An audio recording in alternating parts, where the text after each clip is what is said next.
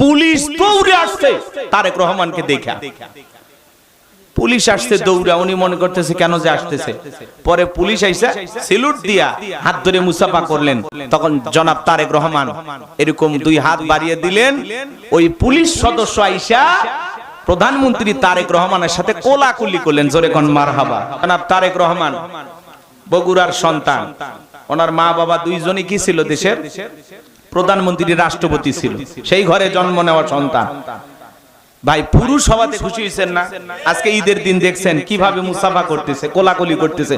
Police দৌড়ে আসছে তারেক রহমানকে দেখা। পুলিশ আসছে দৌড়া, উনি মনে করতেছে কেন যে আসতেছে। পরে পুলিশ আইসা সেলুট দিয়া হাত ধরে মুসাফা করলেন। তখন জনাব তারেক রহমান এরকম দুই হাত বাড়িয়ে দিলেন। ওই পুলিশ সদস্য আইসা প্রধানমন্ত্রী তারেক রহমানের সাথে কোলাকুলি করলেন। জোরে কোন মারহাবা। তাহলে পুরুষ যদি প্রধানমন্ত্রী হয়, চান্স পাইলে কোলাকুলি করা যাবে, ঈদ আসলে হাত ধরে মুসাফা করা যাবে। কথা কন। হ্যাঁ, মহিলা হলে কোলাকুলি করবে, সেই চান্স আছে। পুরুষ নেতা, কথা কন। শুধু পুলিশ কোলাকুলি করেনি, জনাব তারেক রহমান এর পরে সেনা সদস্য, অন্যান্য প্রশাসনে যারা ছিল সবাইকে ডাকিয়ে ডেকে কোলাকুলি করতেছে। যা শুরু হয়ে গেছে। মারহাবা কন। উনি বলতেছেন আমরা দেশের সব মানুষকে একত্রিত করে সকলের প্রচেষ্টায় একটা সুন্দর বাংলাদেশ গঠন করতে চাই। আলহামদুলিল্লাহ, স্বপ্ন দেখতেছেন ভালো, দেখাইতেছেন ভালো। আমরা চাই যে ভালো কিছু করবেন ইনশাআল্লাহ। আর হুজুরেরা কিছু ঢুকছে দেখছেন তো, এক সাইডে বসে থাকে বিরোধী দলীয় নেতারা, দেখেন নাই? ওইটুকু মনে হয় যাক আলহামদুলিল্লাহ, এইবার টুপিওয়ালা দাড়িওয়ালারা ঢুকছে। কথা কোন ঠিক কিনা? এইটা দেখে শাহবাগী নাস্তিক, তসলিমা নাসরিন, উত্তরসূরি যারা যারা রামপাম ইসলামের বিরুদ্ধাচরণ করে, ইসলামের অপশক্তি, ওদের রাতের ঘুম হারাম হয়ে গেছে। কথা বলা ঠিক না? এইবার মুফতি সাহেব, মুহাদ্দিস সাহেব, অধ্যাপক, আল্লাহওয়ালা, আলেম ওলামা, হাফেজ, পীরজাদা, অনেক আলেম ওলামাই সংসদে চলে গেছে এমপি হয়ে। আলহামদুলিল্লাহ কোন। অনেকের ঘুম হারাম হয়ে গেছে। কি কই এই হুজুর? কথা কা হুজুরদের পাওয়ার শুরু হয়েছে। আলহামদুলিল্লাহ কোন। যে আল্লাহ চাইলে পরিবর্তন হয়ে যাবে পুরোটাই। কথা বলেন ঠিক না? সেই দিন আসবে, আস্তে আস্তে শুরু হোক। বেশি লেফে কাছে চললে পড়ার সম্ভাবনা আছে। আস্তে আস্তে ওঠেন। কথা বলেন না কেন? ধীর গতিতে, কচ্ছপের গতিতে এগিয়ে যেতে হবে। ইনশাআল্লাহ একদিন পরিবর্তন আসবেই, আসবেই, আসবেই ইনশাআল্লাহ। আল্লাহ এই জমিনকে ইসলামের জন্য কবুল করুন। আল্লাহ এই দেশের শান্তি ফিরায় দেন। সকলে যেন মিলেমিশে বসবাস করতে পারি, আল্লাহ তৌফিক দান করুন। আল্লাহ এই দেশে বারবার পুরুষকে প্রধানমন্ত্রী হওয়ার তৌফিক দান করুন। চিল্লা বলেন আমিন। রাগ করছেন? চলেন আলোচনা শুরু। কথা বলবো পবিত্র কোরআনুল কারীমের 23 নম্বর সূরা। সূরাটির নাম সূরা আল মুমিনুন। আল্লাহ পাক তার বিশ্বাসী বান্দাদের জন্য সূরা আল মুমিনুন নাজিল করেছেন। যারা অবিশ্বাসী কাফের, এদের জন্য আল্লাহ রাব্বুল আলামিন একটি সূরা নাজিল করেছেন। সূরাটির নাম হলো কাফিরুন। কি নাম? কুল ইয়া আইয়ুহাল কাফিরুন।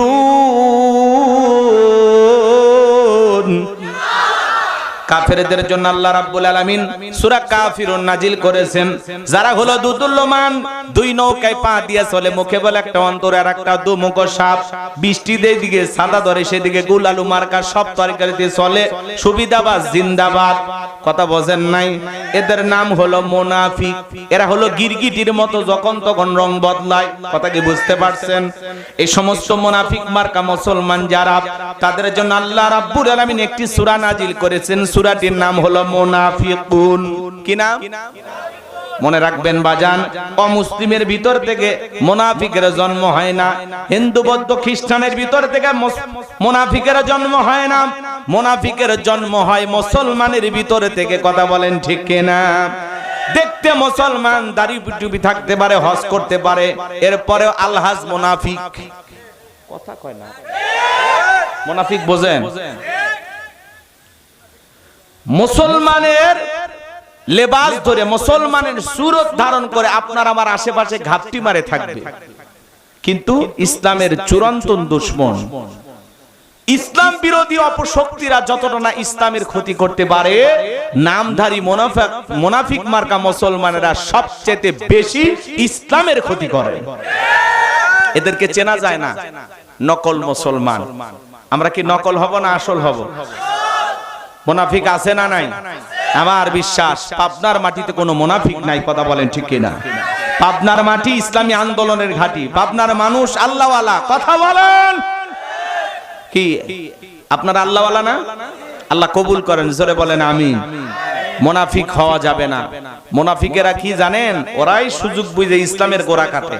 ইসলাম নামের গাছের গোড়া কেটে মাথায় পানি ঢালে। চুপ করে থাক ধোঁকাবাজ, চোখে তোদের নাহি লাজ। গোড়া কেটে মাথায় ঢালো পানি, তোদের চিনি আর কতকাল করবি রে শয়তানি। ওরাই সুযোগ বুঝা ইসলামকে বিক্রি করে দেয়। কথা বলেন না কেন? ওরাই ইসলামকে ব্যবহার করে, কিন্তু আপনি বুঝতে পারবেন না, কারণ দেখতে মুসলমানের মতো। কথা বলেন ঠিক কিনা? তাহলে মুনাফিক মার্কা মুসলমান হওয়া যাবে? ওরা সুযোগ পাইলে পুরো ইসলামটাকে বিক্রি করে দিবে। কথা বলেন ঠিক কিনা? আমরা মুনাফিক হতে চাই না, আমরা খাঁটি মুমিন হতে চাই। আজকে তাদের জন্য আলোচনা। আল্লাহু আকবার বলেন। তাহলে সূরাটির নাম সূরা আল মুমিনুন। মোট আয়াত আছে 118, রুকু আছে 6টি। বিশ্ব নবীর মক্কার জিন্দেগিতে আল্লাহ রাব্বুল আলামিন এই সূরাটি নাজিল করেছেন। 18 নাম্বার পারার প্রথম সূরা, আর কোরআনুল কারীমের 23 নাম্বার সূরা। আর সূরাটির নাম সূরা আল মুমিনুন। মনে থাকবে তো ইনশাআল্লাহ? খালি কান দিয়ে শুনে আর এক কান দিয়ে বের করে দেন না, মনে রাখবেন। এইবার চলুন আমরা আলোচনা শুরু করি। জবান ছেড়ে মহব্বত আর দরদ নিয়ে আমার সঙ্গে তেলাওয়াত করুন।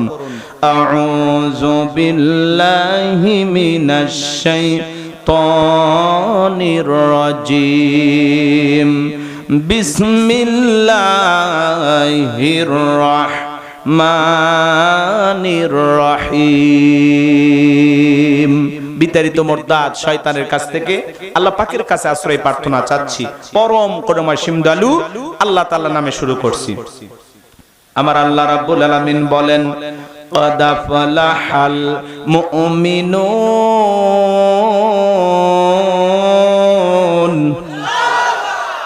যে কোন আয়াত বা সূরার তাফসীর করতে হলে কোন প্রেক্ষাপটে কোন সময় আল্লাহ তাআলা সেই আয়াতটি বা সূরাটি নাজিল করেছেন, সেই নাজিলের প্রেক্ষাপট জানা দরকার আছে না নাই? আরবিতে বলা হয় শানে নজুল। যদি শানে নজুল আলোচনা করা হয় তাহলে তাফসীর বুঝতে সহজ হয়। তাহলে এই সূরাটি রাসূলের উপরে আল্লাহ তাআলা কোন প্রেক্ষাপটে কোন সময় নাজিল করেছেন, সেই নাজিলের সময়কালটা একটু জানার দরকার আছে না নাই? আমি কি বলবো? মন খারাপ করবেন না তো ইনশাআল্লাহ? তাকবীর দেন, লিল্লাহি তাকবীর। সম্মানিত ভাইরা আমার, বিশ্ব নবীর প্রিয় সাহাবী হযরত ওমর ফারুক রাদিয়াল্লাহু তাআলা আনহু ডেকে বলেন, আমি মৌমাছির গুনগুন আওয়াজ শুনলাম। ডানে তাকাই মৌমাছি নাই, বামে তাকাই মৌমাছি নাই। নবীজির চেহারা মোবারকের দিকে তাকায় দেখি নবীজি ফিসফিস করে কি যেন তেলাওয়াত করতেছেন। হযরত ওমর ফারুক ডেকে বলেন, আমার বোঝার বাকি রইল না, আসমান থেকে নবীজির উপরে কোরআনুল কারীম নাজিল হচ্ছে, আর বিশ্ব নবী কোরআনুল কারীম রিসিভ করতে ব্যস্ত। বলুন সুবহানাল্লাহ। তাহলে মৌমাছির গুনগুন আওয়াজ হইলে কোরআনুল কারীম নাজিল হয়। দপ্তরি ছুটির ঘন্টায় বাড়ি মারে, টন টন আওয়াজ হইলে কোরআনুল কারীম নাজিল হয়। আমার ভাইয়েরা, নবী যখন উটের উপরে থাকতেন ওই সময় যদি কোরআনুল কারীম নাজিল হইতো, ওহির ভারে উটের মাথা জমিনের সঙ্গে লেগে যেত। নবী যখন ঘোড়ার উপরে থাকতেন ওই সময় যদি কোরআনুল কারীম নাজিল হইতো, ওহির ভারে ঘোড়ার পাগুলো বালুর ভিতরে ডেবে যেত। বলুন আল্লাহু আকবার। তাহলে কোরআনের একটা আলাদা ওয়েট, আলাদা একটা ওজন আছে না নাই?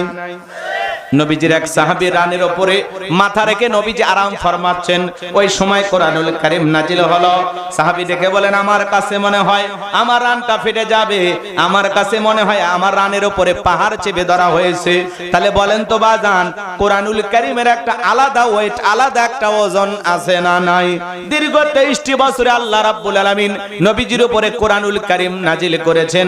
জীবনের প্রথম কোরআন রিসিভ করতে গিয়ে নবীজির শরীর মোবারকে জ্বর জ্বর পর্যন্ত এসেছিল। আজকে মুসলমানের ঘরে ঘরে কোরআন আছে, 50-60 বছর বয়স হয়ে গেছে, একটা দিন আল্লাহর এই কোরআনটা খুলেও দেখে নাই, এমনও কপাল পোড়া মুসলমান আছে না নাই? ভাইরা আমার, প্রেমিকা যদি প্রেমিকের উদ্দেশ্যে চিঠি লেখে, আর প্রেমিকা আর সেই চিঠি যদি প্রেমিক না পড়ে, তাহলে দুইজনের মধ্যে কি প্রেমের সম্পর্ক হবে? লাইলির জন্য মজনু চিঠি লিখতেছে, কিন্তু জীবনে কোনোদিন লাইলি যদি চিঠি না খোলে, বলেন তো প্রেম জমবে? চিঠির ভাষাটা পড়া লাগবে না? মনের আবেগ মিশায়া মজনু চিঠি লিখছে, প্রিয়তমা তুমি আমার, আমি তোমার, তুমি যদি আমার হও, পুরো পৃথিবী আমি তোমার নামে লিখে দেব। কি কন? পৃথিবীর মালিক জোয়ার দাদা। এই যে আবেগ দিয়া, উল্টাপাল্টা কথা দিয়া